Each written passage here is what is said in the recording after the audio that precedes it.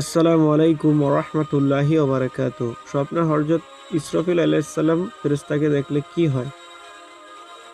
যে ব্যক্তি এই স্বপ্ন দেখবেন, তিনি যদি ফেরেশতা হযরত ইসরাফিল আলাইহিস সালামকে যদি চিন্তিত অবস্থায় দেখেন অথবা চিন্তিত অবস্থায় যদি সিংহায় ফুঁক দিতে দেখেন, তিনি যদি একা দেখেন, স্বপ্নটি তিনি যদি একা দেখে থাকেন, তাহলে তিনি মারা যাবেন এই ইঙ্গিত বহন করে।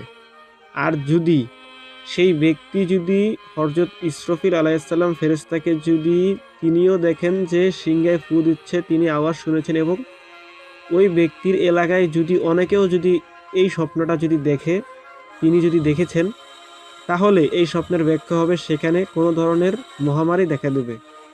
আল্লাহ হেফাজত করুক। উক্ত এলাকায় অর্থাৎ সেই এলাকায় মহামারী দেখা দেবে। আবার যদি স্বপ্নে যদি ইসরাফিল আলাইহিস সালামকে যদি সবাই, এই ব্যক্তিসহ সবাই যদি সিংহায় ফু দিতেও দেখে, আরেকটি ব্যাখ্যা হতে পারে সেখানে ইনশাআল্লাহ এলাকায় জুলুম ছড়িয়ে যাওয়ার পরে ন্যায় বিচার প্রতিষ্ঠিত হবে এবং অত্যাচারীদের পতন হওয়ার আলামত বুঝিয়ে থাকে।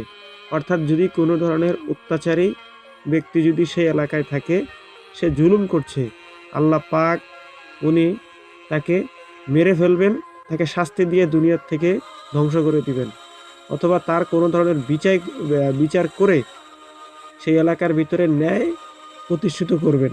অর্থাৎ সত্তর নিয়ামত আল্লাহ রাব্বুল আলামিন সেখানে দিয়ে দিবেন। আলহামদুলিল্লাহ এই আলামত বহন করে থাকে।